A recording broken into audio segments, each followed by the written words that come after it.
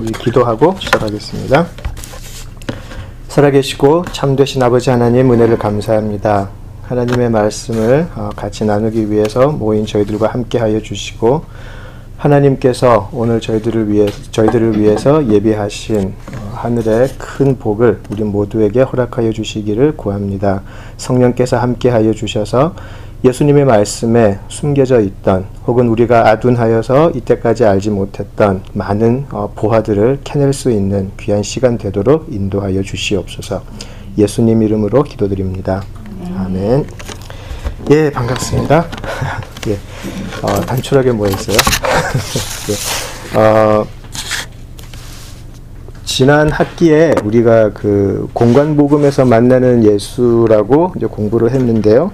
제가 잠깐 지난 학기에 우리가 했던 거 조금 잠깐만 말씀을 드릴게요. 그러면 이제 오늘 하게 되는 오늘 다루게 될 내용이 연결이 될 텐데요. 우리가 공관복음을 다루면서 메시아를 기다리는 사람들이라고 2주를 했었고요. 그 다음에 공생의 준비에 대해서 한 주 했었고, 산상수훈에 대해서 우리가 9주 동안 우리가 나눔을 했습니다. 그리고 예수님의 사역 중에서 축귀 사역에 관해서 우리가 또 한 주 나눔을 가졌고요. 그리고 그 다음에는 신유 사역, 거기에 대해서 또 한 주 다뤘고, 그리고 지난 학기 마지막 시간에 우리가 이제 비유에 관해서 첫 번째 시간을 가졌어요. 그래서 오늘은 이제 거기 이어서 이제 비유에 관해서 좀 나눔을 가져보려고 합니다. 제가 그 카톡으로 먼저 말씀드린 것처럼 오늘은 누가복음 16장에 나와 있는 불의한 청지기의 내용인데요. 다시 한번 읽어볼까요? 우리 16장 1절에서 13절 같이 읽어보겠습니다. 예, 저하고 교독하시겠습니다. 제가 먼저 읽겠습니다. 또한 제자들에게 이르시되 어떤 부자에게 청지기가 있는데 그가 주인의 소유를 낭비한다는 말이 그 주인에게 들린지라. 주인이 그를 불러 이르되 내가 내게 대하여 들은 이 말이 어찌 되느냐. 내가 보던 일을 행하라. 청지기 직무를 계속하지 못하리라 하니. 청지기가 속으로 이르되 주인이 내 직분을 빼앗으니 내가 무엇을 할까. 땅을 파자니 힘이 없고 빌어먹자니 부끄럽구나. 내가 할 일을 알아도다. 이렇게 하면 직분을 빼앗긴 후에 사람들이 나를 자기 집으로 영접하리라 하고. 주인에게 빚진 자를 일일이 불러다가 먼저 온 자에게 이르되 내가 내 주인에게 얼마나 빚졌느냐. 말하되 기름 100만 이나이다. 이르되 여기에 생선을 가지고 빨리 앉아 50이라 쓰라 하고. 또 다른 이에게 이르되 너는 얼마나 빚졌느냐. 이르되 밀 100석이니이다. 이르되 여기 내 증서를 가지고 80이라 쓰라 하였는지라. 주인이 이전시한 청지기가 이를 지혜를 하였으므로 칭찬하였으니 이 세대의 아들들이 자기 시대에 있어서는 빛의 아들들보다 더 지혜로움이니라. 내가 너희에게 말하노니 불의의 재물로 친구를 사귀라. 그리하면 그 재물이 없어질 때에 그들이 너희를 영주할 처소로 영접하리라. 지극히 작은 것에 충성된 자는 큰 것에도 충성되고 지극히 작은 것에 불의한 자는 큰 것에도 불의하니라. 너희가 만일 불의한 재물에도 충성하지 아니하면 누가 참된 것으로 너희에게 맡기겠느냐. 너희가 만일 남의 것에 충성하지 아니하면 누가 너희의 것을 너희에게 주겠느냐. 집 하인이 두 주인을 섬길 수 없나니 혹 이를 미워하고 저를 사랑하거나 혹 이를 중히 여기고 저를 경히 여길 것임이니라. 너희는 하나님과 재물을 겸하여 섬길 수 없느니라. 예. 예. 비유를 하면서 특별히 이 비유를 선택한 이유는요. 사실 예수님께서 하신 비유가 굉장히 많이 있잖아요. 굉장히 많이 있는데 거의 대부분의 비유는 사실 연구가 이때까지 성경에 나온 이후로 많이 되어 왔고요. 거의 대부분의 비유는 아마 이런 예수님의 의도는 이런 것이었고 주된 메시지는 이런 것이었을 거다라고 많은 신학자들이 보편적으로 이제 이렇게 동의하는 그런 비유들이에요. 그래서 제가 굳이 그런 비유들을 다시 또 똑같은 말 반복할 필요는 없을 것 같고요. 오늘은 그 많은 비유 중에서 유일하게 하나 일관된 보편적인 해석이 나오지가 않는 불의한 청지기를 한번 같이 나눠보려고 합니다. 오늘 제가 나눌 그 내용이 뭐 이게 정답이다 그런 건 절대로 아니고요. 정말 그 우리 교회 역사 속에서 정말 많은 그 신학자들, 목회자분들, 정말 많은 분들이 이 그 비유에 대해서 연구를 하셨어요. 그래서 그분들의 나름대로의 해석이 다 옳다라고 느껴요. 저는 그 예수님께서 비유를 하실 때 그 비유는 어떤 하나의 결론이라기보다는 우리 각자 상황 속에서 다르게 해석이 될 수 있기 때문에 그분들의 그 여러 가지 다른 해석들이 다 옳다고 저는 받아들이고요. 그냥 또 하나의 해석을 한번 좀 얹어보려고 그래요. 그래서 이렇게 한번 보시는 게 어떻겠습니까? 라고 한번 나눌 수 있는 그런 시간이 됐으면 좋겠어요. 혹시 제가 숙제를 드렸는데 한번 생각을 해보셨는지 모르겠어요. 평소에 이 불의한 청직이라는 이 비유를 어떻게 다들 생각을 하셨나요? 어떤 여기에 관한 뜻이 아닐까? 그런 생각을 해보셨는지 모르겠어요. 생각을 해보신 분이 계실까요?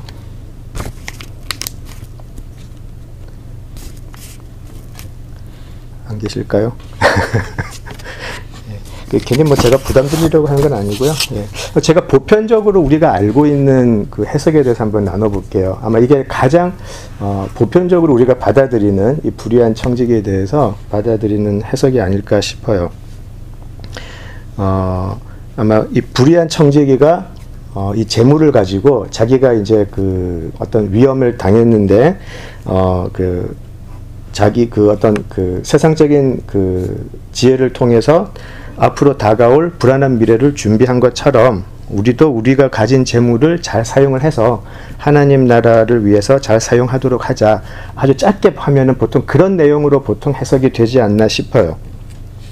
그래서 많은 경우 이 불의한 청지기의 마지막 결론이 어디로 많이 가냐면 그리스도인의 지혜로운 재정관리 쪽으로 많이 흐르는 경향이 있어요. 이게 정말 크리스찬들이면 이런 식으로 재물을 관리해야 되고 재물을 써야 한다. 그게 내 자신의 세상에서의 욕심이라기보다는 좀 현명하게 하늘나라의 보화를 쌓으면서 하늘나라를 위해서 우리가 재물을 모으고 관리하고 쓰는 게 옳다. 이제 그렇게 그 그리스도인의 그 슬기로운 뭐죠? 예, 슬기로운 재정생활 뭐 이런 식으로 그 해서 그 결론이 많이 나는 거 아닌가 그런 생각이 들어요. 그 처음부터 저하고 같이 공관복음을 공부하신 분들은 기억이 나실 거예요. 제가 공관복음을 처음 시작할 때 특별히 이번에 공관복음을 공부할 때는 그 포커스를 하나님 나라에 두겠다라고 말씀을 드렸어요. 기억이 나시죠? 오늘은 이 비유를 이 하나님 나라의 관점에서 한번 해석을 해볼 거예요. 그래서 그거를 한번 염두에 두시면 좋을 것 같아요. 또한 비유를 우리가 해석을 할 때 한 가지 할 수 있는 게 있어요. 그게 뭐냐면 상상력을 좀 쓸 수 있어요. 비유에서는 예수님이 이거는 이거다라고 말씀하신 게 아니고 좀 돌려서 말씀하신 거기 때문에 그 이야기를 만들어내신 거기 때문에 여기서는 우리가 상상력을 좀 동원할 필요가 있어요. 근데 그런 상상력이 소설적인 상상력을 동원하자는 건 아니에요. 소설적인 상상력을 동원해버리면 완전 우리 마음대로 중구난방식으로 해석이 나올 수 있기 때문에 그 상상력은 그 당시에 어떤 문화적인 배경이나 그런 걸 사회적인 배경을 놓고 상상력을 한번 써보자라는 거죠. 그게 무슨 말이냐면 제가 간단하게 예를 하나 드릴게요. 우리 16장 우리 오늘 읽었던 그 본문 1절에 보면 또한 제자들에게 이르시되 어떤 부자에게 청지기가 있는데 라고 되어 있죠. 그죠? 이 주인은 어떤 사람일까요? 네, 부자. 그쵸? 부자죠? 예. 또. 엄청 부자. 오케이. 예. 예. 아, 괜찮아요. 괜찮아요. 엄청 부자. 근데 그 엄청 부자라는 것도 사실은 여기 근거가 나와 있어요. 그냥 부자가 아니고 엄청 부자라는 것도 사실은 비유해서 쉽게 볼 수 있어요. 또 하나. 일꾼이 많고. 예. 이 사람은 선한 사람이었을까요? 악한 사람이었을까요?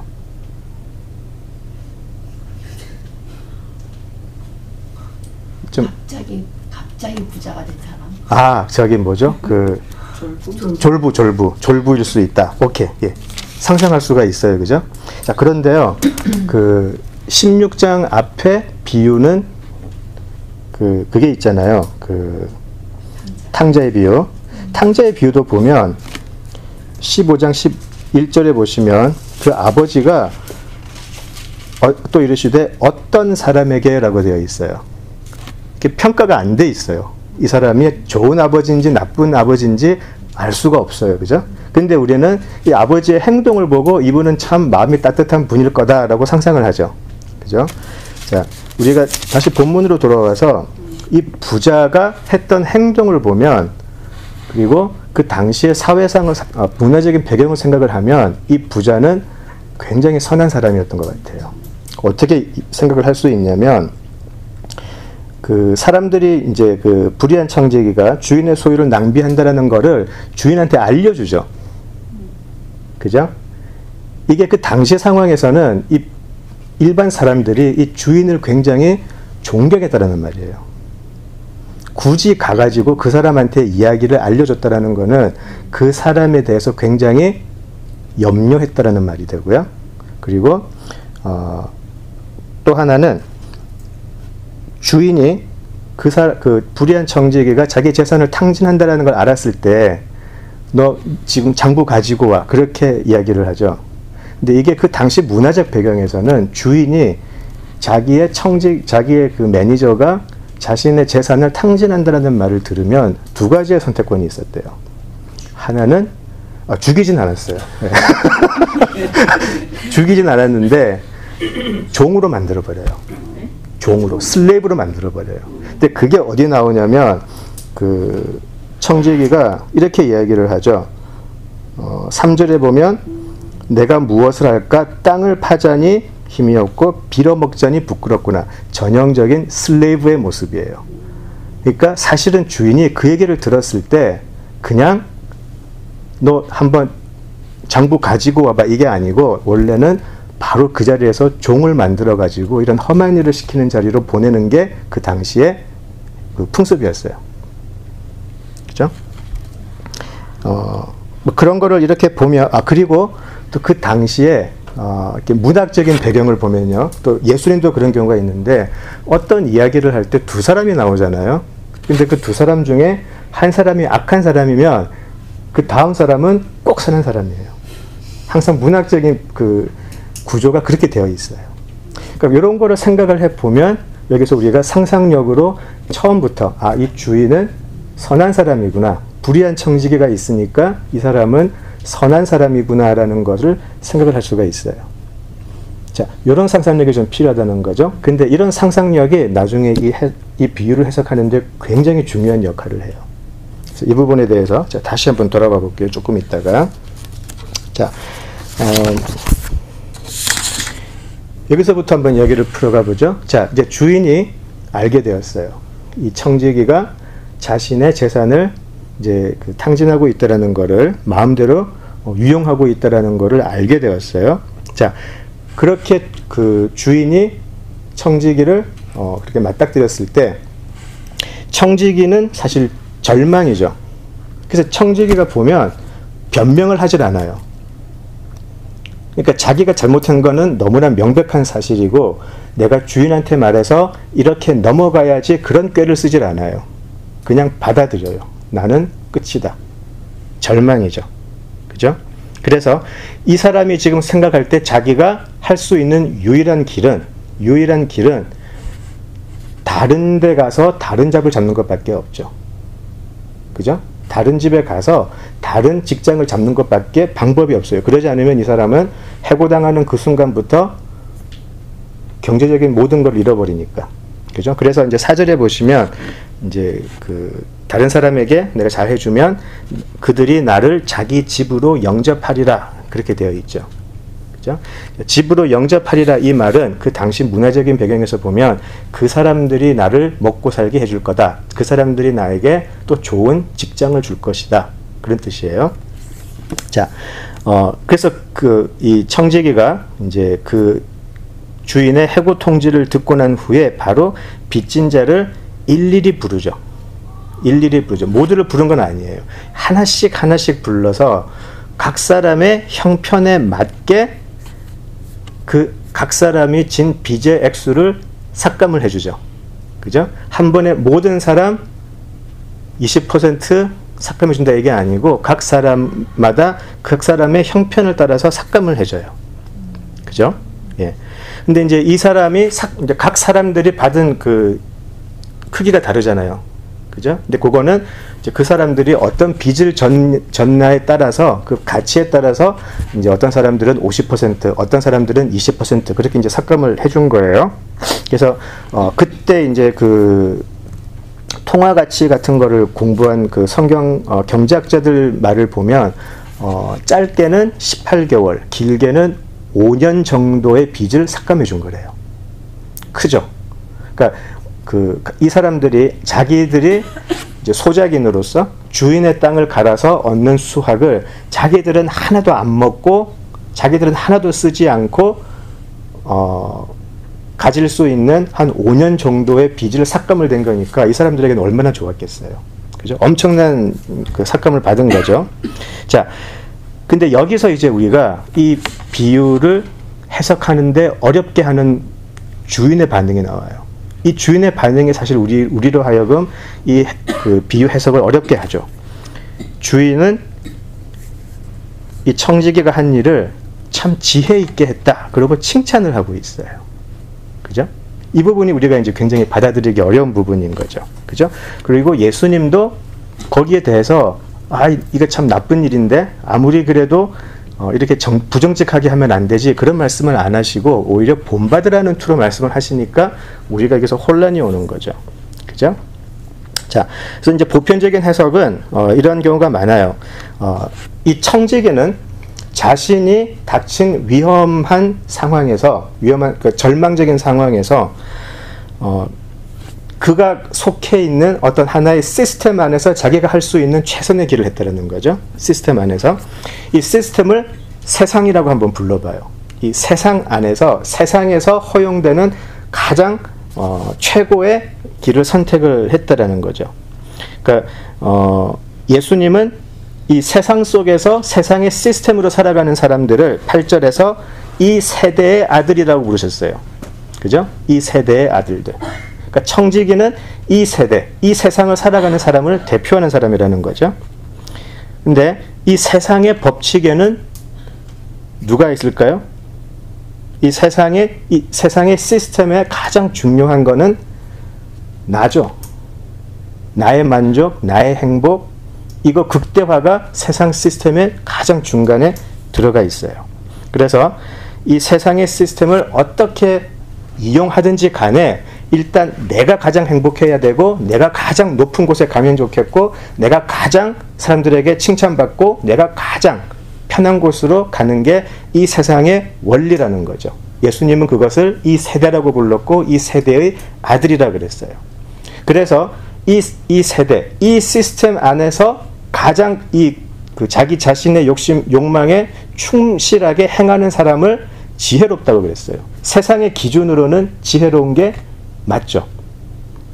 하나 상상을 해보면 이 주인이 이렇게 하는 것을 보았을 때 어떻게 칭찬을 했을까 한번 생각을 한번 해봤어요.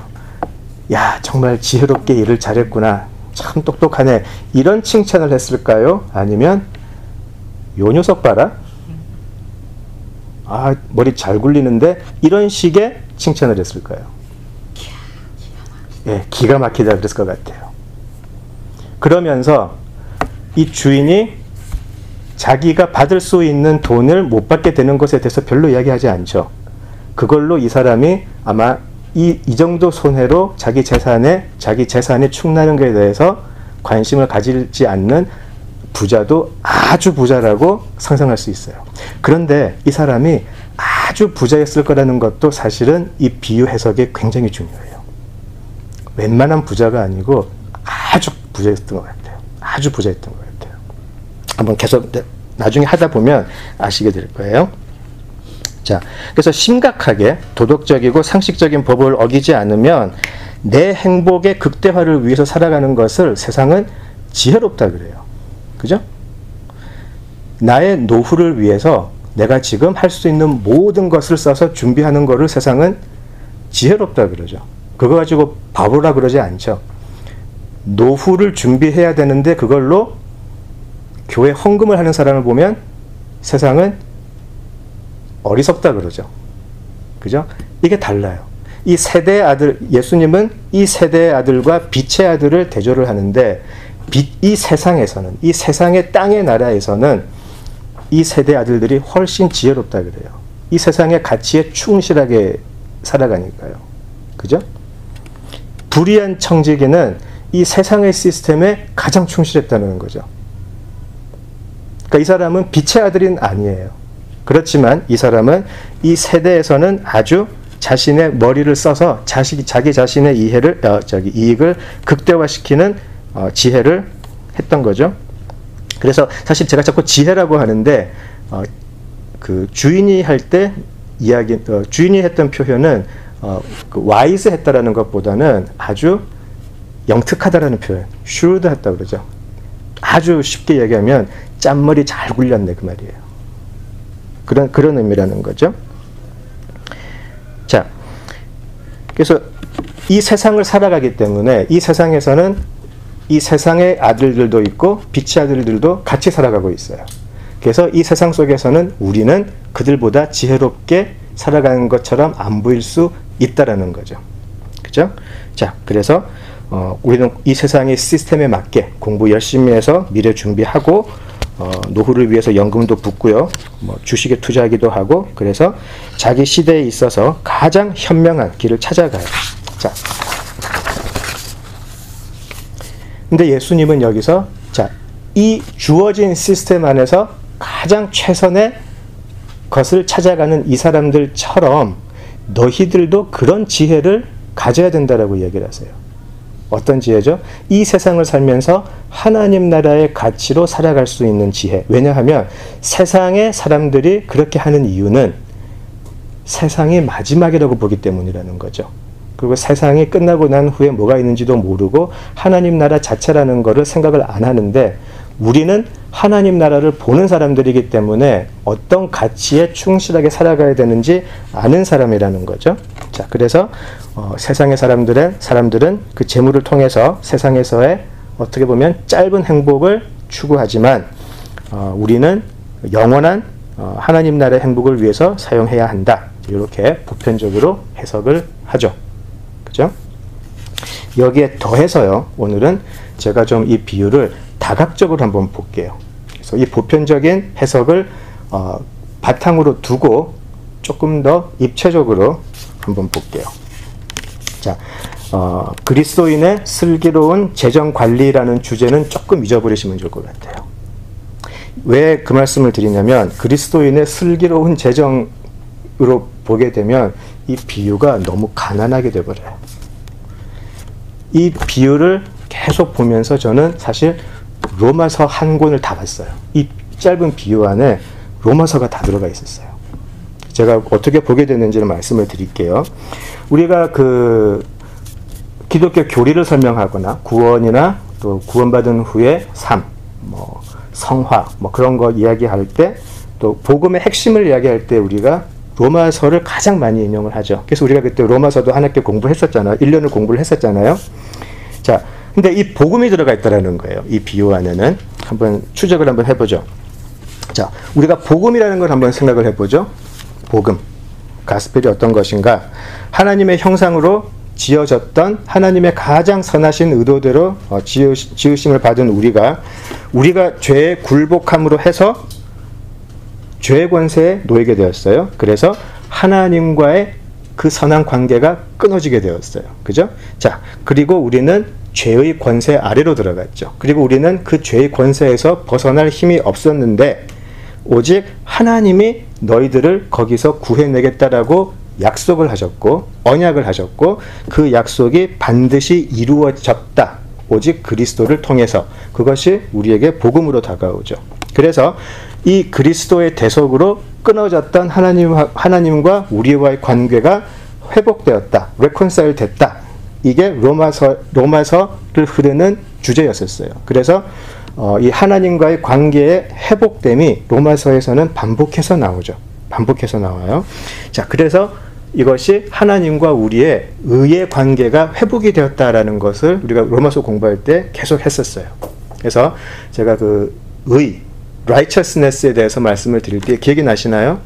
우리는 그 의를 해석을 할 때 선하다는 의미가 아니고 두 언약의 당사자가 각자의 역할에 가장 충실한 상태를 의로운 상태라고 한다 그랬어요. 그죠? 그래서 하나님은 창조주로, 우리는 그 하나님의 피조물로 각자가 가장 완벽한 역할을 성실하게 다할 때 우리는 그것을 의로운 관계라고 한다라고 했는데, 그 관계가 우리의 불순종으로 끊어진 거죠. 그죠? 그런데 이제 로마서를 보면 여기에 하나님의 의가 나타났다라고 되어 있어요. 그게 예수 그리스도라는 거죠. 예수님이 오셔서 이제 하나님과 우리의 끊어진 관계를 회복시켰다. 레콘사일 됐다. 그렇게 나와 있었어요. 자, 그러면 이제 오늘 본문으로 한번 가볼게요. 왜 그 말씀을 드리냐면, 오늘 우리가 그 읽었던 본문의 제목이 불의한 청직이죠. 근데 왜 우리가 이 사람을 불의한 청직이라고 부르죠? 왜 불의하다고 부를까요? 자기 역할을 다 못해서, 그죠? 그러니까 이 사람이 빚을 함부로 탕감했다고 해서 우리가 불의한 청직이라고 부르는 건 아니죠. 이미 이 사람은 불의했어요. 그죠? 왜냐하면 한번 생각해 볼까요? 그 당시 고대 중동 그 지역에 어떤 부자가 어떤 사람을 자기 재산을 관리하는 청지기로 삼는다라는 거는 자기의 분신을 만드는 거라고 해요. 왜냐하면 그 당시는 엄청난 땅을 가진 주인들은 그곳에 살질 않았대요, 보통. 그래서 예수님의 비유를 보면 주인이 자꾸 이제 떠나는 얘기 자꾸 나오잖아요. 그러니까 딴 데서 살았어요.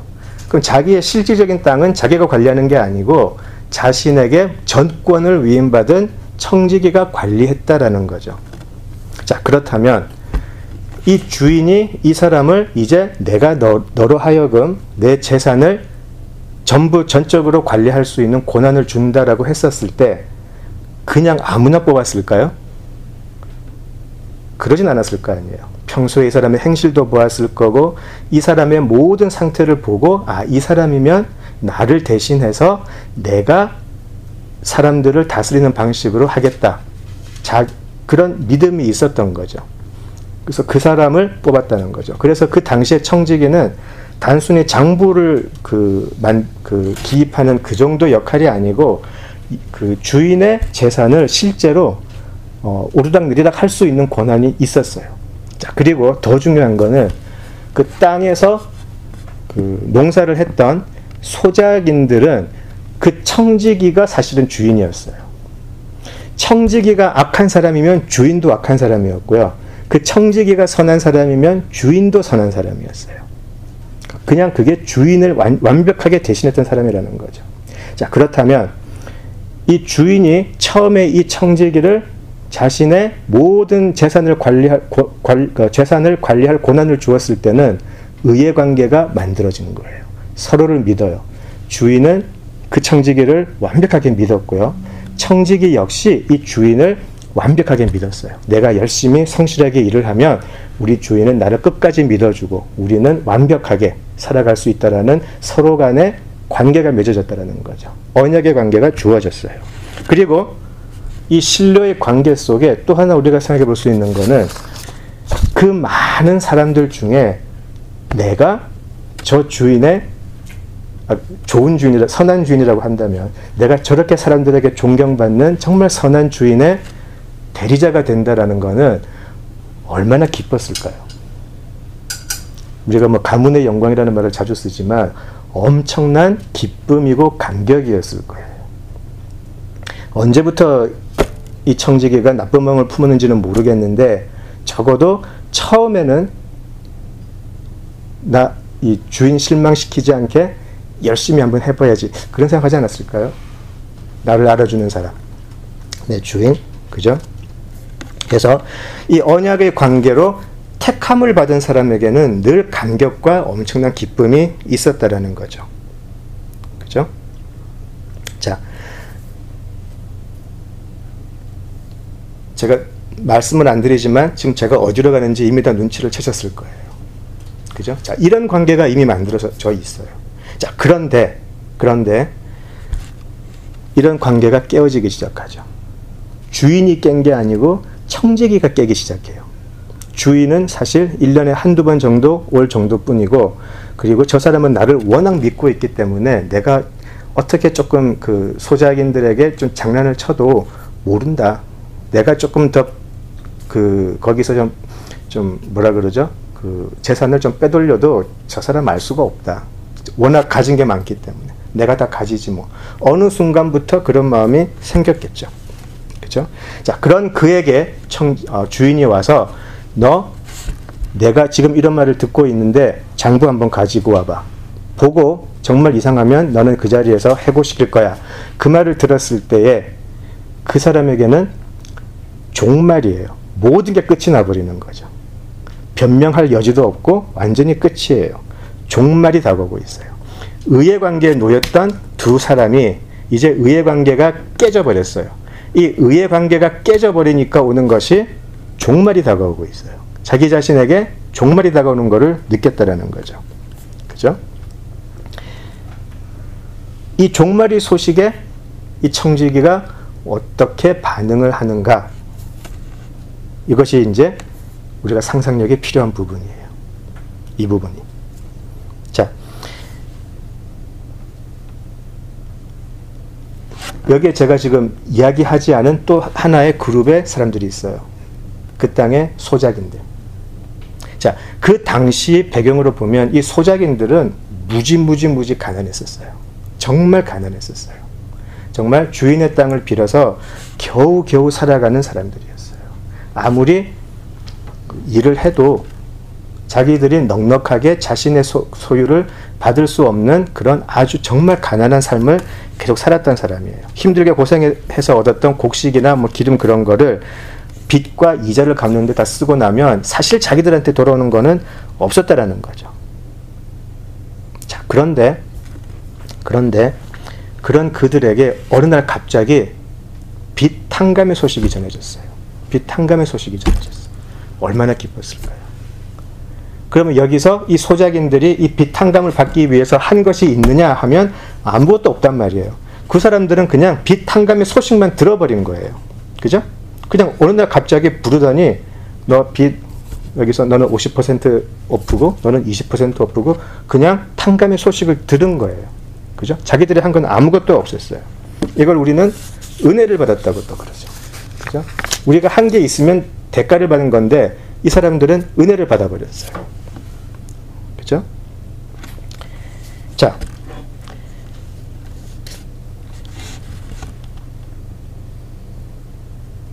이 청지기가 지금 빚 탕감을 해주는데 얼마나 이 인간이 간이 컸으면 이렇게 함부로 50%, 20% 빚 탕감을 해줄 수 있었을까요? 여러 가지 이유가 있었을 텐데, 이제 아까 첫 번째는 지금까지 이야기했던 주인이 워낙 부자이기 때문에 이 정도 손실은 나도 모를 정도로 눈치채지 못할 정도로 주인은 어마어마한 소유를 가진 사람이기 때문에 마치 하나님 같지 않아요? 그거 조금 손해본다고 해서 티도 안 날 수 있다라는 거죠. 주인이 그냥 조금만 신경 안 쓰면. 자, 또 하나는 원래 빚을 삭감을 해준 것이 이자였다라는 거죠. 오늘 비유를 보면 이자라는 말은 나오지 않아요, 사실.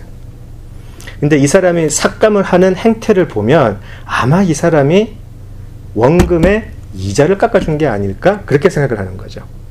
원금의 이자를 자기가 마음대로 삭감을 한 게 아닐까? 그렇게 생각을 해요. 왜냐하면 구약에 보면 유대인은요, 같은 유대인들한테 이자를 못 받게 돼 있어요. 이자를 받으면 안 되게 돼 있어요. 이자를 받으면 율법을 위배하는 게 돼요. 그런데 고대 이스라엘에서는 이자를 받았어요. 어기고 살았다는 거죠.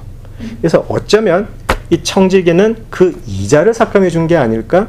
근데 이자를 삭감해 주는 정도가 꽤 크죠. 50%, 20%. 그러니까 만약에 이게 정말 이자였다면 평소에 얼마나 소작인들을 착취하고 살았을까? 그것을 볼 수가 있는 거죠. 주인이 선한 주인이라면, 다시 그 상상으로 돌아가서 주인이 선하고 율법에 충실한 주인이라면은요, 그 이자를 기뻐하지 않았을 거예요. 그죠? 그러면 청지기는 어떻게 했을까요? 100에서 50이 원금인데 100을 받아서 이자를 받아서 자기가 쏙 챙겨도 주인은 원금을 그대로 받으니까 아무 문제가 없지 않을까? 그렇게 계산했을 거라는 거죠. 그죠? 주인은 처음부터 이자를 받을 생각이 없었다라는 거예요. 율법에 충실하고 선한 사람이기 때문에. 그렇게 우리가 상상을 할 수가 있어요. 그죠? 자, 또 하나는 이 고대 중동, 특히 이스라엘 포함해서 그 중동 문화는요, 돈보다 더 귀한 게 하나 있었어요. 그리고 이거는 아마 세계에서 한국 사람이 제일 이해를 잘 할 것 같아요. 돈보다 더 귀한 건 명예였대요. 명예와 체면. 돈보다도 훨씬 귀했대요. 그래서 어쩌면 이 주인은 왜 칭찬을 했을까? 아, 네가 이 돈, 이 이자를 삭감을 해서 사람들이 나를 고맙게 만들어주는구나. 왜냐하면 소작인들 얼마나 기뻤겠어요. 3년에서 5년 사이에 빚을 탕감을 해주니까 이전까지는 내가 저 주인이 악덕 주인이라고 생각을 했는데, 아, 알고 보니 정말 선한 주인이구나. 뭐죠? 주인과 땅 주인과 소작인들의 관계를 회복시켜줬다는 거죠. 이런 의미도 그 당시의 상황을 이해를 하면 충분히 상상 가능한 시나리오예요. 그러니까 주인 입장에서는 야, 내가 그 이자 좀 더 받는다고 해서 내 재산이 더 느는 것도 아닌데 네가 그렇게 해서 이 소작인들이 다시 나를 좋아하게끔 만들어주는구나. 지혜롭네. 그렇게 쓸 수 있다는 거죠. 이거는 우리가 행간에서 읽어내야 돼요. 그래서 지금 청지기는 자기가 먼저 주인과의 관계는 깨뜨려 버렸죠. 그리고 자기가 악하게 행함으로 해서 소작인들로 하여금 주인까지 원망하게 만들었는데, 이제 종말의 시간을 딱 맞닥뜨리고 나니까 자기하고 소작인들과의 관계도 회복을 시키고 소작인들과 주인의 관계도 회복을 시키더라는 거죠. 그러니까 참 지혜롭게 일을 했네 라는 반응이 나올 수 있다라는 거죠. 어떠세요? 복음의 메시지하고 굉장히 비슷하다고 느끼지 않으세요? 이 비유가? 예, 억지로 제가 답을 기도하는 거예요. 예, 그렇게 볼 수 있겠네라고 보시면 돼요. 성경 공부는 항상 이렇게 여러 가지 견해가 있을 수 있으니까요. 근데 여기서 우리가 여기 등장하는 사람들의 캐릭터를 한번 생각을 좀 잘 해보자는 거죠. 주인은 어떤 사람이었을까? 불의한 청지기는 처음엔 어땠을까? 소작인들은 청지기를 통해서 주인을 어떻게 쳐다보고 있었을까? 그런데 이 청지기의 행위로 해서 뭐가 달라졌을까? 그죠? 그렇게 한번 생각을 해볼 필요가 있다는 거죠. 그래서 정말 돈보다 더 중요했던 이 주인의 명예가 회복이 되어버렸어요. 이제 사람들에게 이 주인은 너무 자비롭고 긍휼이 많고 그런 주인의 모습, 원래 모습으로 돌아갈 수 있었다라는 거죠. 그렇게 본다면 이 빛의 자녀, 그 세상의 자녀들도 아주 지혜롭게 행동을 한 거예요. 그죠? 자, 그러면 우리는 어떻게 되는 거죠? 이런 기름이나 밀을 빚진 게 아니고 우리는 죄의 권세 아래에 있는 사람들에게 이 죄 탕감을 소식을 전하는 게 하나님 나라의 자녀들이 해야 할 일이죠. 그죠? 바로 비교가 돼요. 이 불의한 청지기는 세상의 시스템, 재물이 전부인 이 세상의 시스템에서 이 재물의 탕감을 통해서 관계를 막 회복시켰어요. 그죠? 바로 앞에 나오는 탕자의 비유에서도 집 나간 아들과 아버지의 관계가 회복된 것처럼. 그죠? 이 세상의 시스템, 돈이 지배하는, 나중에 영어로 보시면 이 재물이 만몬으로 나와요. 세상을 지배하는 이 만몬의 권세 아래서 만몬을 사용해서, 불의한 재물을 사용해서 이런 관계의 회복을 시키고 있는데, 세상의 자녀들도 그렇게 하는데 빛의 자녀들이라면 어떻게 해야 되겠는가? 그런 질문이 나올 수밖에 없다라는 거죠. 자, 제가 로마서가 보인다고 했는데 로마서 3장 기억나시나요? 우리가 하나님과 완벽한 관계에 있던 우리가 로마서 3장에서 적나라하게 나오죠. 우리가 죄를 지어서 어떤 지경에 처하게 됐는지. 그때 우리 왜 기억나시죠? 서로에게 제가 읽어주라 그랬잖아요. 입만 벌리면 거짓말이고 너 입에는 악독이 가득하고, 그게 우리 한 사람도 빠지지 않고 모두의 모습이었다라는 거죠. 그게 로마서 3장에 나왔었어요. 자, 그런데 거기에 하나님의 일방적인 죄의 탕감으로, 하나님의 일방적인 은혜로 죄사함의 소식이 전해져 버렸어요. 이건 한번 같이 읽어볼까요, 우리? 로마서 5장으로 한번 가볼게요. 로마서 5장 8절에서 11절. 로마서 5장 8절에서 11절.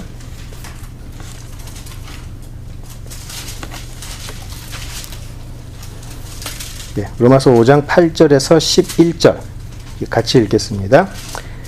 우리가 아직 죄인 되었을 때에 그리스도께서 우리를 위하여 죽으심으로 하나님께서 우리에 대한 자기의 사랑을 확증하셨느니라. 그러면 이제 우리가 그의 피로 말미암아 의롭다 하심을 받았으니 더욱 그로 말미암아 진노하심에서 구원을 받을 것이니 곧 우리가 원수 되었을 때에 그의 아들의 죽으심으로 말미암아 하나님과 화목하게 되었은즉 화목하게 된 자로서는 더욱 그의 살아나심으로 말미암아 구원을 받을 것이니라. 그뿐 아니라 이제 우리로 화목하게 하신 우리 주 예수 그리스도로 말미암아 하나님 안에서 또한 즐거워하느니라. 아멘. 예, 어떠세요? 이제 구원이 나오게 돼요. 관계가 회복이 되니까 우리에게 구원이 임하더라는 거죠. 그 관계 회복이 구원이죠. 언제요? 우리가 아직 소작인 되었을 때에, 우리가 아직 죄인 되었을 때에 하나님이 일방적으로 어떻게 해요? 그리스도를 보내셔서, 독생자를 보내셔서 그가 죽으심으로 우리에 대한 자기의 사랑을 확증하심으로 우리의 죄가 사해졌다, 탕감되었다라는 거예요. 이게 놀라운 거죠. 바로 앞에 나오는 탕자에서도요, 탕감이 나와요. 어떻게 해요? 아들을 벌하지 않잖아요.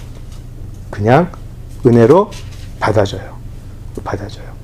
불의한 청지기에서는 대속은 나오지 않아요. 대속은 나오지 않지만 불의한 청지기와 바로 비교되는 게, 그러면 누가 불의한 청지기가 아닌 선한 청지기가 될까? 로마서 방금 우리가 읽었던 5장 8절 11절을 보면 예수가 있었다라는 거죠. 이것이 탕감이 그냥 재물의 탕감은 그렇게 그 장부 조작을 하는 걸로 하기 쉬울지 몰라도 죄의 탕감은 그렇게 쉽게 이루어지지 않는다는 거죠. 그죠? 쉽지 않은 거죠. 죄의 탕감은 그냥 너 죄인인데 오늘부터 죄인 아닌 걸로 해줄게, 그렇게 못한다라는 거예요. 어떻게 해요? 대가가 필요하다는 거죠. 그게 독생자의 죽음, 십자가가 되는 거죠. 우리의 죄의 탕감은 오직 그리스도의 죽음으로 말미암아, 십자가로 말미암아 죄의 탕감이 이루어졌다라는 거예요. 그게 선한 청지기가 할 일이다 라고 예수님께서 보여주시는 것 같아요. 그리고 우리는 알죠. 유일한 선한 청지기는 바로 자신의 죽음으로, 왜 자신의 죽음이 죄의 탕감을 이뤄낼까요? 이 불의한 청지기가 주인의 모든 권한과 권세를 가진 것처럼 예수님도 하나님의 모든 권한과 권세를 받고 오신 하나님의 독생자이기 때문에 그분만 우리의 죄를 탕감해 주실 수가 있어요. 어떻게 탕감해죠? 십자가에서 대속의 죽음을 죽으심으로. 그래서 이 불의한 청지기 비유를 조금 다각적으로 보면 놀라운 게 들어가 있는 걸 볼 수가 있어요. 자, 그래서 이제 13절 다시 가볼게요. 본문 16장 13절. 마치 이 비유의 결론인 듯한 구절인데요. 제가 마치라는 말을 왜 쓰냐면 이게 결론이 아닐 수도 있다는 거예요. 근데 한번 읽어보죠. 집 하인이 두 주인을 섬길 수 없나니 혹 이를 미워하고 저를 사랑하거나 혹 이를 중히 여기고 저를 경히 여길 것임이니라. 너희는 하나님과 재물을 겸하여 섬길 수 없느니라. 이렇게 되어 있어요. 당연하죠. 한 사람이 두 나라를 동시에 섬길 수 없죠. 그죠? 그래서 세상 나라에 그냥 충실하게 끝까지 살든지, 아니면 세상에 사는 동안 하나님의 나라를 살아가든지, 그 두 가지의 선택이 주어진다는 거죠. 자, 이것을 산상수훈의 마지막에서는 예수님이 마태복음 산상수훈의 결론을 이렇게 지으신 거 기억나는지 모르겠어요. 어떤 사람은 모래성에 집을 쌓고 어떤 사람은 반석 위에 집을 짓는다. 근데 파도가 오고 하면 모래성에 지은 집은 사라져 버릴 거고, 그죠? 그게 뭐죠? 파도가 종말이죠. 종말이 오기 전까지는 모르고 있었는데 종말이 닥치고 보니까 모래성에 쌓은 집은 쓸려 나가게 되고 반석 위에 세운 집은 튼튼히 있더라. 이게 산상수훈의 결론과도 같은 말씀이었어요. 그죠? 기억나시죠? 그래서 우리가 지금 이 세상을 살면서 이 세상을 끝으로 알고 모래성에 지은 집이 끝나는 그날까지가 전부 다인 줄 알고 그렇게 살든지, 그래서 가장 좋은, 가장 고운 모래로 모래성을 짓든지, 아니면 지금은 좀 무식하게 보이고 쓸데없이 돈 많이 쓰는 것 같고 쓸데없는데 시간 보내는 것 같은데 나중에 종말 이후에 또 튼튼하게 있을 반석 위에 집을 쌓든지 그건 너희들이 선택을 해야 된다. 그렇게 이야기하시는 것 같아요. 그죠? 그래서 만몬이 나왔어요. 세상의 재물 아니면 하나님, 이렇게 비교가 돼요. 자, 이것이 지금 구원의 여정을 가고 있는 우리에게 조금 색다르게 다가올 것 같아요. 이 비유를 이런 식으로 보게 되면. 그래서 우리는 세상에서 살지만 만몬의 가치, 만몬의 기준이 아니고 하나님 나라의 가치와 기준에 맞게 살아야 하는 것이 맞죠. 그죠? 그래서 제가 종종 말씀드리는 건 세상의 자식들은, 세상의 자녀들은 노후를 준비하며 살고 하나님 나라의 자녀들은 사후를 준비하며 산다. 노후를 준비하느냐 사후를 준비하느냐에 따라서 우리가 어느 나라의 백성인지가 보인다라는 거죠. 자, 그러면 이제 그 하나님 나라의 가치는 무엇인가? 우리가 세상의 가치와 기준은 너무 잘 알고 있잖아요. 그죠? 많은 재물을 확보해서 노후도 준비하고 내가 살고 있는 현재도 원 없이 쓰면서 내가 누릴 수 있는 최고의 행복을 누리는 것, 내 행복의 극대화, 그죠? 내 만족의 극대화, 그게 세상의 기준과 가치예요. 여기에 충실하게 사는 사람들은 세상에 지혜롭게 사는 사람들이에요. 그러면 지금 예수님이 말씀하시는 하나님 나라의 가치와 기준은 무엇이냐는 거죠. 여기에 대한 답이 이 비유뿐만이 아니고 이 16장에 사실 나와 있어요. 그래서 제가 가능하면 이 비유를 넘어서 16장을 다 읽으시면 좋겠다라고 말씀을 드린 거예요. 자, 이제 이 비유를 말씀하신 후에 14절, 오늘 우리가 처음 읽진 않았는데 14절에 보시면 바리새인들의 반응이 나와요. 이 비유를 들은. 근데 이 바리새인들은 알아들은 듯 해요. 예수님의 비유를 듣고 저게 무슨 말이야? 이런 반응은 아닌데 비웃었다고 되어 있어요. 비웃었다라는 건 뭐죠? 몇 가지 의미가 있겠죠. 말도 안 되는 소리 하고 있네. 그런 걸 수도 있고, 아니면 저거 우리 비아냥거리는 거 아니야? 뭐 그런 반응일 수도 있고. 어쨌든 이 예수님의 비유에 대해서 굉장히 좀 뭐라 그럴까요? 기분 나쁘게 반응했다라는 걸 볼 수가 있어요. 그리고 또 하나는 예수님의 지금 이 비유가 그리스도인의 슬기로운 재정이 아니고 사실은 바리새인들을 향하고 있었다라는 것도 우리가 알 수가 있어요.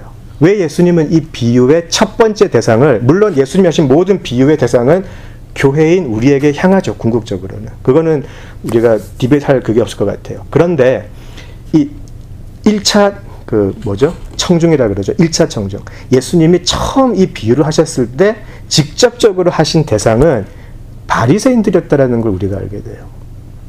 이것도 좀 이상하지 않아요? 왜 불의한 청지기에 대한 비유를 바리새인에게 했을까?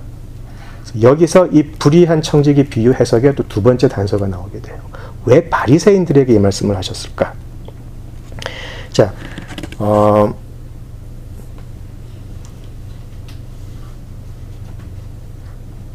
이 불의한 청지기는요, 아까 처음에 말씀드린 것처럼 이미 주인과 언약의 관계에 놓여 있는 사람이라고 했잖아요. 그죠? 그러니까 아무나가 아니었었어요. 예수님과, 하나님, 주인과 의의 관계에 놓여 있던 사람, 그리고 그 의의 관계에서 자기가 해야 할 일이 있는 사람이라고 했어요. 그죠? 자, 그런데 바리새인들 역시도 사실은 아무나가 아니었죠. 이 사람들은 엄청난 헌신과 공부와 율법 준수를 통해서 정말 이스라엘 백성을 영적으로 이끌고 가는 사람들이었었어요. 그죠? 자, 그런 바리새인들에게 예수님은 왜 이런 말씀을 하셨을까? 이 답을 제가 빌립보서에서 찾아볼게요.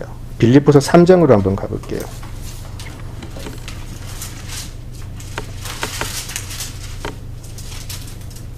빌립보서 3장 18절에서 21절 같이 읽겠습니다. 내가 여러 번 너희에게 말하였거니와 이제도 눈물을 흘리며 말하노니 여러 사람들이 그리스도의 십자가의 원수로 행하느니라. 그들의 마침은 멸망이요 그들의 신은 배요 그 영광엔 그들의 부끄러움에 있고 땅의 일을 생각하는 자라. 그러나 우리의 시민권은 하늘에 있는지라 거기로부터 구원하는 자 곧 주 예수 그리스도를 기다리노니 그는 만물을 자기에게 복종하게 하실 수 있는 자의 역사로 우리의 낮은 몸을 자기 영광의 몸의 형체와 같이 변하게 하시리라. 보이시죠?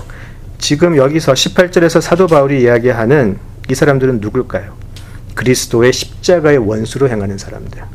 지금 사도 바울은 이 대상이 아무나에게 이야기하는 건 아니에요. 하나님을 믿는다고 하는 사람들이에요. 하나님을 믿는다고 열심히 율법도 지키고 열심히 제사도 하고 열심히 공부도 하는 사람들이에요. 근데 그 사람들에게 그리스도의 십자가의 원수로 행하는 사람들이라고 해요. 왜냐? 19절에 보시면 그들의 신은 하나님이 아니고 자신의 배라는 거죠. 자기 자신의 행복이에요. 그게 그 사람들이 사실은 섬기고 있더라는 거죠. 땅의 일을 생각하는 자. 아까 우리 오늘 본문에 나왔던 뭐죠? 이 세대의 사람들이라는 거예요. 이 세대의 사람들. 이 세대의 사람들을 사도 바울은 십자가의 원수라고 불러요. 그런데 20절에 보시면 그러나 우리의 시민권은 하늘에 있는지라. 예수님이 말씀하시는 빛의 자녀들이에요. 빛의 자녀들은 그들의 시민권이 하늘에 있는 것을 안다는 거죠. 그래서 그들은 구원하는 자 예수 그리스도를 기다리는 자들, 그렇게 나와 있어요. 극명하게 대조가 되죠. 바리새인들 역시도 누구보다도 하나님을 열심히 믿는 사람들이었어요. 자, 불의한 청지기도 마찬가지였었어요. 불의한 청지기도 주인을 위한다고 그 일들을 했던 거죠. 원래는 주인을 위해서 그 일을 했던 거죠. 그런데 실상은 자기가 가장 추구했던 것은 주인의 만족이 아니고 자기 자신의 만족이었다라는 거예요. 그렇죠? 그래서 십자가의 비유, 바로 자기 자신의 평안과 영광을 구하는 자들. 그래서 14절에 오늘 다시 본문으로 돌아가서 14절에서 바리새인들을 굳이 이렇게 이야기를 해요. 오늘 16장 14절에 보시면 바리새인들은 돈을 좋아하는 자들이라, 또 이렇게 또 친절히 설명을 해요. 예, 바로 그런 사람들이다. 바리새인들 온갖 종교적인 행위는 다 하고 지들이 가장 하나님 열심히 섬기는 것 같은데 실상은 그들의 신은 배다라는 거죠. 실상 그들은 돈을 좋아하는 만몬을 섬기는 자들이다. 그렇게 되는 거죠. 그래서 사실은 이 비유에서는요, 바리새인들의 정체가 폭로가 되어버리는 거죠. 폭로가 되어버리죠. 그래서 이제 16장 바로 다음 절 15절을 쭉 보시면 이렇게 말씀하세요. 예수께서 이르시되 너희는, 바리새인들이에요, 너희는 사람 앞에서 스스로 옳다 하는 자들이나 너희 마음을 하나님께서 아시나니, 이렇게 이야기해요. 니들은 옳다고 하지, 니들은 이런 것도 하고 저런 것도 하고 열심히 공부하고 열심히 행해서 니들이 하는 게 제대로 믿는 거라고 이야기하지. 그런데 너희는 뭐라고 하죠? 하나님께 미움을 받는 자들이다. 왜냐하면 하나님은 니들 마음을 아시는 분이기 때문에. 가장 무서운 말씀이죠. 하나님은 니들의 마음을 아시기 때문에 그렇게 하는 거죠. 이 바리새인들이 스스로 옳다라고 한다고 예수님이 말씀하셨잖아요. 이 스스로 옳다라고 하는 거 굉장히 무서운 말이에요. 왜냐하면 그 이스라엘에서 바리새인이 되는 거 굉장히 힘들었어요. 굉장히 힘들었고요. 그 철저하게, 그러니까 이제 이 바리새라는 말 자체가 구분된 자라는 말이에요. 우리가 구분됐다라는 걸 보통 왜 거룩을 이야기할 때 많이 하는데, 바리새라는 말 자체가 사실은 구별된 사람이라는 말이에요. 어떻게 구별이 되죠? 일반 백성들하고 자기들은 구별된다라는 말이에요. 철저한 율법 준수를 했고, 철저하게 헌신을 했고, 그리고 성경 공부도 누구보다도 많이 했어요. 그래서 이 율법 학자들 대부분이 이 바리새, 그 당시에 바리새 그룹에서 나온 거죠. 너무나 열심히, 그러니까 신학자들이 여기서 나왔다고 생각하시면 돼요. 그리고 이 사람들은요, 율법을 지키는데 어느 정도까지 지켰냐면, 모세 율법이 주어졌잖아요. 모세 율법을 또 쪼개요. 모세 율법도 지키기 어려운데 이거를 또 쪼개가지고, 그러니까 예를 들어 정결 규례 그러면 정결해야 되는데 그거를 또 막 수십 가지 수백 가지로 또 쪼개요. 쉽게 이야기하면 이런 거죠. 밥 먹기 전에는 반드시 30초는 아니라 2분 동안 손을 씻어야 되는데 반드시 다이아를 써야 되고 물비누는 쓰면 안 되고, 이런 식으로 만들어 간다라는 거예요. 저희 집에 다이어리 있기 때문에 가지고 그게 튀어나오네요. 예. 머리를 감을 때는 꼭 펜틴을 써야 되고, 이런 식으로 자기가 더 만들어내더라는 거예요. 그리고 이런 모든 것들을 지켜서 우리는 다른 사람이야 라고, 스스로 옳다라고 자랑하고 다니더라는 거예요. 바리새인들은 실제로 그렇게 살았고, 어떻게 보면 이렇게 철저하게 율법을 준수한 사람들이야말로 하나님의 명령을 수행할 수 있는 청지기가 될 수 있다라고 생각하지 않았을까요? 솔직히 우리도 그렇잖아요. 그런 사람 보면 저런 사람은 믿을 수 있겠다라고 하겠죠. 우리는. 그렇죠? 자, 근데 예수님은 지금 여기서 바리새인들의 위선, 그리고 이 형식주의를 비판하시는 거죠. 율법을 과도하게 해석하고 적용하는 것까지는 좋은데, 사람들에게도 그 모든 것을 강요를 하면서 사람들에게 너무나 감당할 수 없는 부담을 매겨버렸어요. 율법 자체가 너무나 어려운데 이거를 또 쪼개면서까지 이야기를 하고 너희들도 지켜야 된다라고 하니까 백성들이 이 지켜야 되는 이 많은 규례에 숨이 막혀서 못 살아가는 거예요. 마치 불의한 청지기가 사람들에게 과도한 이자를 매겼던 것처럼. 그래서 마태복음 23장, 마태복음 23장 4절에 보시면 예수님이 그렇게 말씀하세요. 니들은 무거운 짐을 묶어서 사람들의 어깨에 메워버리는구나. 그렇게 얘기하세요. 사람들에게 숨 쉴 틈을 주지 않는 거예요. 무조건 지켜야 한다.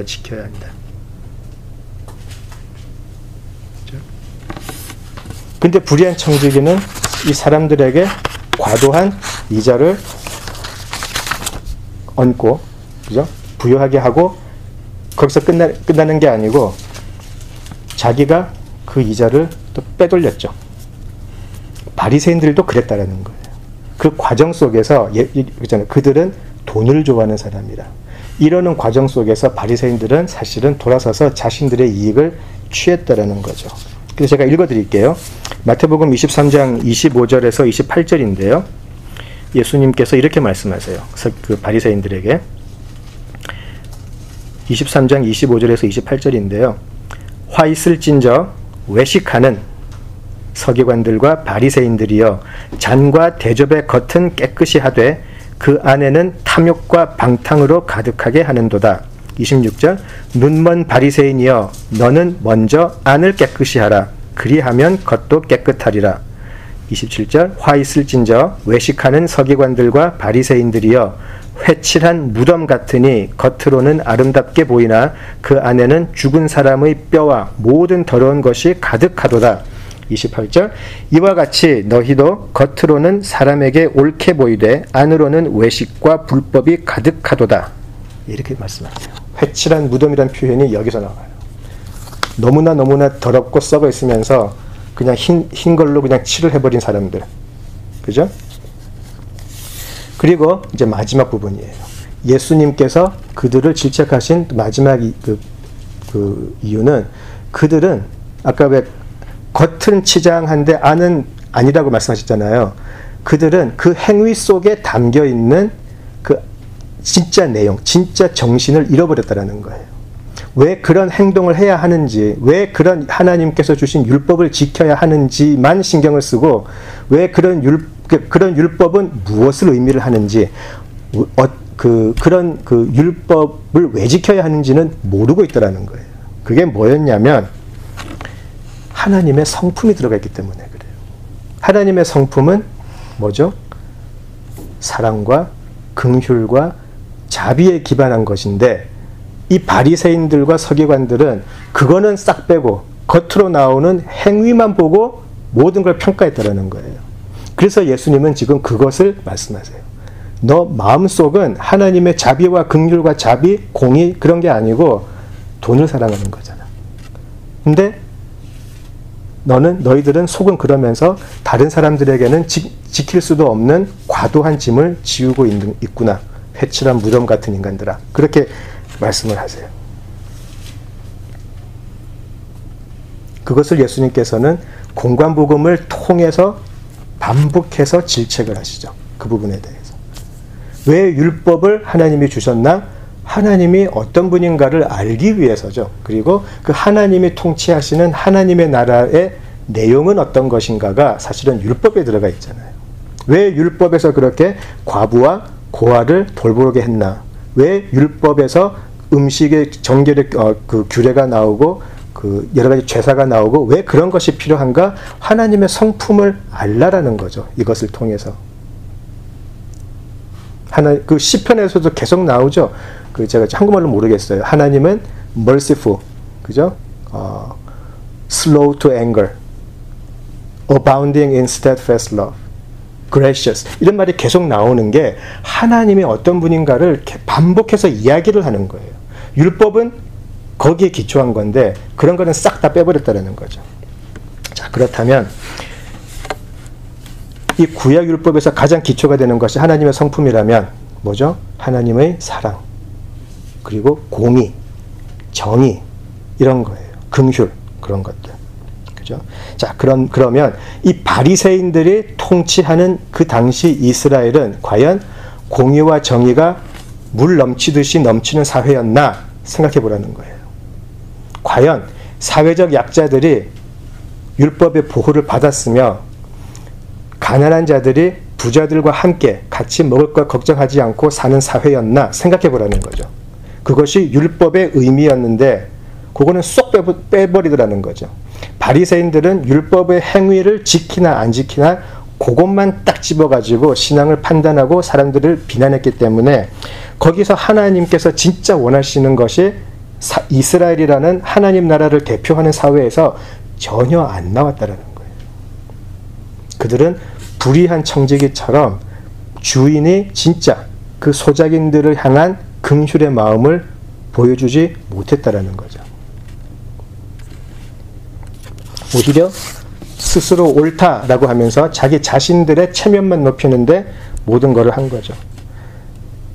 그래서 불의한 청지기는 사실은 바리새인들, 나아가서 그 당시 모든 종교 지도자들을 향한 예수님의 일갈이었다. 그렇게 해석할 수 있는 거죠.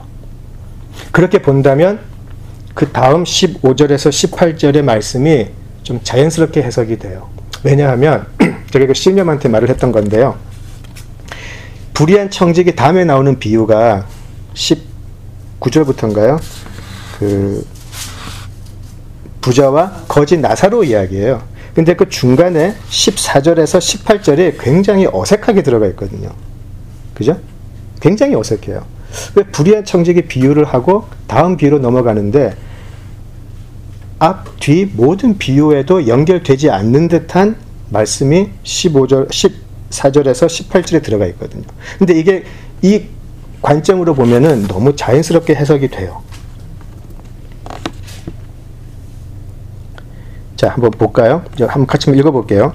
15절에서 18절 한번 같이 읽어보죠. 예수께서 이르시되 너희는 사람 앞에서 스스로 옳다 하는 자들이나 너희 마음을 하나님께서 아시나니 사람 중에 높임을 받는 것은 하나님 앞에 미움을 받는 것이니라. 율법과 선지자는 요한의 때까지요 그 후부터는 하나님 나라의 복음이 전파되어 사람마다 그리로 침입하느니라. 그러나 율법의 한 획이 떨어짐보다 천지가 없어짐이 쉬우리라.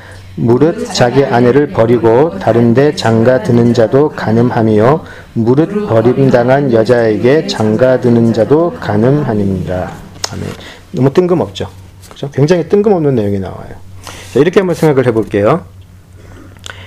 불의한 청지기 비유를 통해서 이 바리새인들의 위선, 허영, 율법의 그 의미를 제대로 이해를 못하면서 아는 채 했던 바리새인들에게 예수님은 사실은 율법의 참 정신, 율법을 통해 하나님이 나타내고자 하셨던 것을 지금 제대로 가르치고 계신 거라고 볼 수도 있어요.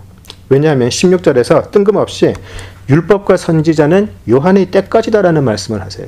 전혀 어울리지 않죠. 어울리지 않아요. 자, 그런데 바리새인들이 그렇게 목숨보다 더 귀하게 여겼던 율법, 바로 그 율법이 사실은 세례 요한으로 끝났다라고 이야기하시는 거예요. 니들이 그렇게 자랑하고 니들의 삶의 목적으로 삼았던 율법이 사실은 세례 요한 때까지다. 그 말을 들은 바리새인들이 얼마나 기가 막혔겠어요.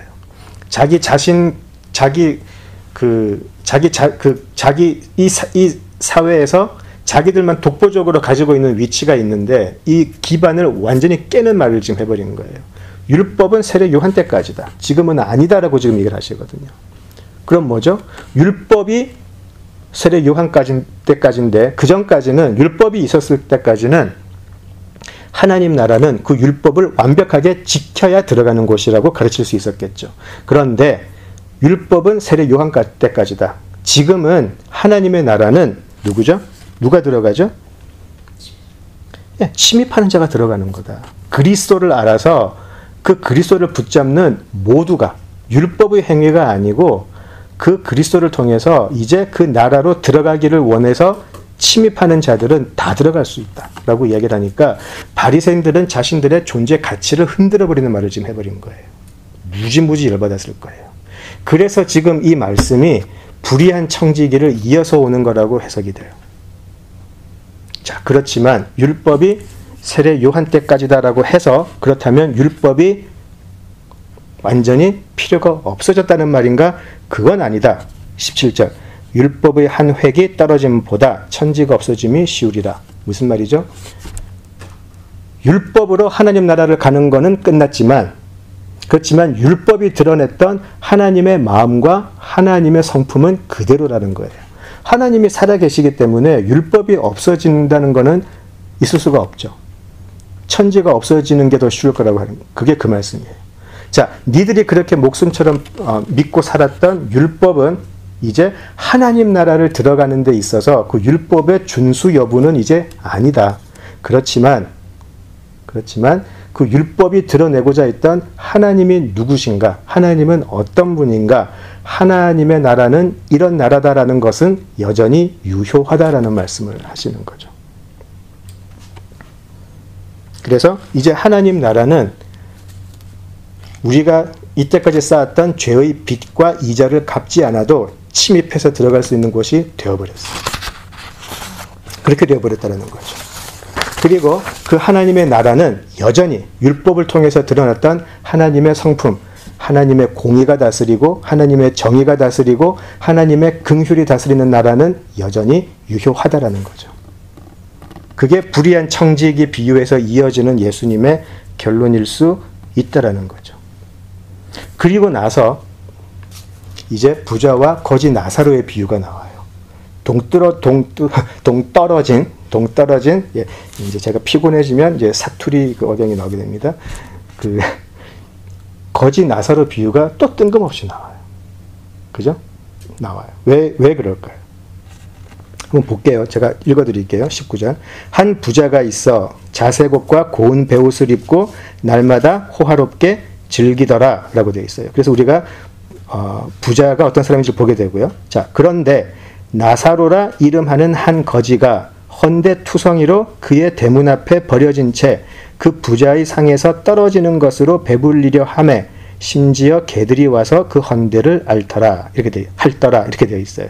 우리가 잘 아는 비유죠. 자, 어떻게 이것이 그 불의한 청지기와 연결이 되고 하나님의 나라와 연결이 될 수 있을까? 한번 짧게 보고 마칠게요. 여기서 나사로라는 이름은요, 하나님의 도움을 받는 사람이라는 뜻이에요. 굳이 이름을 붙여놨어요.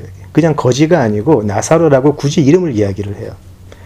자, 그렇다면 하나님을 도움을 받는 사람이 아주 비참하게 살고 있어요, 지금.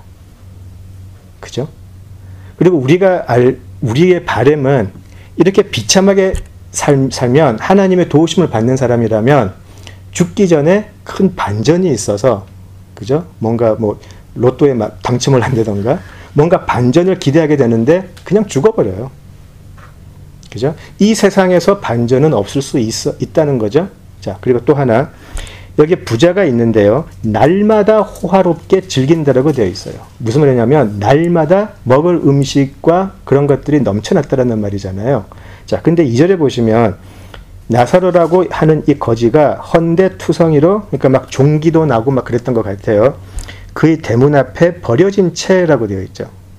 그죠? 자, 이것도 그 당시에 이제 그 문화상을 보면 거지가 있으면 부잣집 앞에 그 동네 사람들이 데려다 줘요. 대문 앞에다가.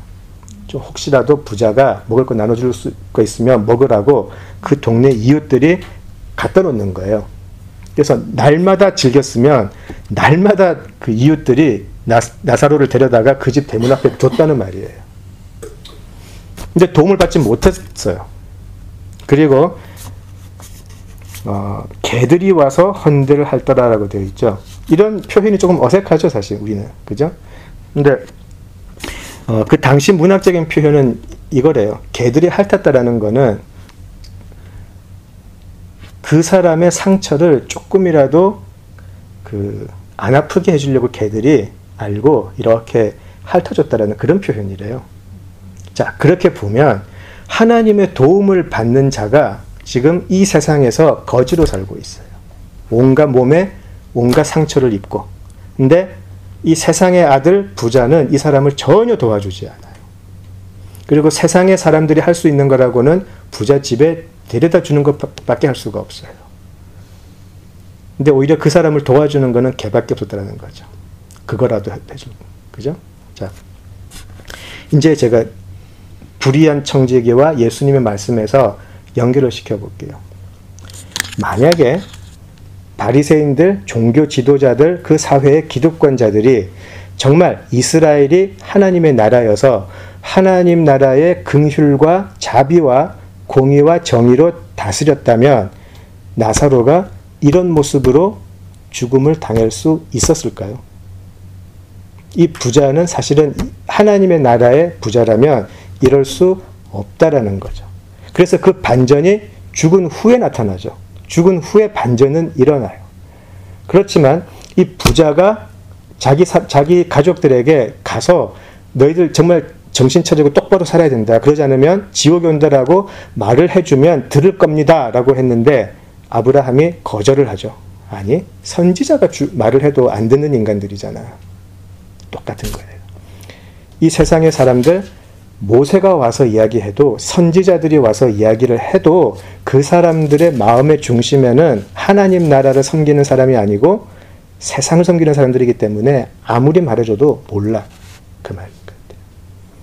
그래서 아까 제가 맨 처음에 말씀드렸던 이 불의한 청지기 비유를 슬기로운 하나님 나라의 재정 관리 이런 식으로 해석을 해버리면 결론이 또 이상한 데로 가요. 11조 열심히 하시고 10의 1조는 기본이고 10의 한 2, 3, 4조도 한번 가끔씩 하시고 교회 가서 많이 봉사하시고 전도 열심히 하시고 선교사 꼭 적어도 한 가정에 5사람은 서포트를 하시고 이런 식으로 나갈 수 있어요. 나쁜 건 아닌데 과연 거기까진가 하는 거죠. 예수님은 지금 여기서 세상의 나라와 하나님 나라를 지금 이야기하시잖아요. 하나님 나라라는 것은 어떻게 되는 거죠? 우리 한국교회 잘 해봤잖아요. 11조 그렇게 열심히 했는데 세상 사람들이 교회가 많아져서 이 세상의 고통 속에서 탕감 받았다라고 생각을 우리가 말을 할 수 있을까요? 아니잖아요. 솔직하게. 우리끼리는 잘 살아요. 교회가 부유해졌고요. 그죠? 세상에 요즘 멋있는 건물들은 다 교회 건물들이잖아요. 열심히죠. 정말 한국 교인들만한 열심이 없죠. 근데 이 교회가 하나님의 나라를 대표하는 선한 청지기가 돼서 과연 한국 교회뿐만 아니라 미국 교회도 과연 하나님의 나라를 이루는 하나님의 공의와 긍휼과 그런 것들로 이 세상에서 나사로의 아픔을 핥아줄 수 있는 그런 역할을 감당했냐라는 거죠. 한 사람의 재정 관리를 넘어서 교회가 그렇게 많아졌다면, 그렇게 열심이라면 과연 하나님의 율법이 나타났던, 보여주었던 하나님 되심을 정말 우리가 보여줬냐라는 거죠. 정말 우리는 사회적 약자를 돌볼 수 있고, 우리는 사회적 위치에 따라서 사회적 대하는 것이 아니라 누구나 평등하게 볼 수 있고 그런 것들을 펼쳐냐는 거죠. 그렇지 않으면 지금 바리새인들이 겉으로는 하나님 위하는 척하지만 사실은 세상의 아들들인 것처럼 우리도 그냥 불의한 청지기로 이 세상에서 우리의 종교적인 만족만 극대화시키면서 갈 수 있다는 거죠. 그래서 이 비유에는요, 탕감의 의미가 나오고 구원이 나오고 그리고 제자도가 나오고 구원이 나오게 돼요. 굉장히 중요한 비유로 볼 수가 있어요. 굉장히 우리에게 묵직하게 던지는 질문들이 들어가 있다는 거죠. 그래서 오늘은 우리가 잘 알고 있는 이 불의한 청지기의 비유를 조금 다른 각도에서 한번 살펴보았습니다. 제가 1시간 안으로 다 하려고 했는데 오늘도 또 1시간 훌쩍 넘었네요.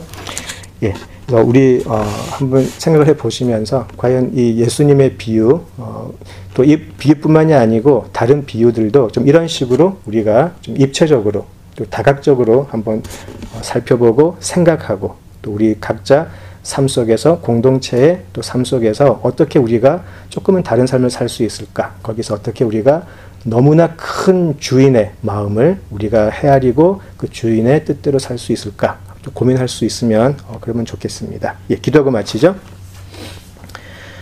아버지 하나님, 은혜를 감사합니다. 예수님께서 저희들에게 주신 불의한 청지기의 비유에 대해서 나누어 보았습니다. 사람의 생각도 있었을 것이고 성령께서 주시는 지혜도 있었을 것이고, 우리 각자가 더 묵상하고 더 기도하는 가운데 우리 각자에게 주시는 하나님의 메시지를 분별해낼 수 있도록 은혜 허락하여 주시옵소서. 예수님의 말씀이 참으로 깊습니다. 예수님의 말씀이 참으로 광대합니다. 우리가 다 이해할 수는 없지만 우리들의 일상의 삶 속에서 예수님께서 주시는 그 보화와도 같은 그 말씀들 살아서 역사할 수 있도록, 오늘의 불의한 청지기가 머릿속에서 이제 우리들의 삶으로 나올 수 있도록 인도하여 주시옵소서. 감사드리며 예수님 이름으로 기도드립니다. 아멘.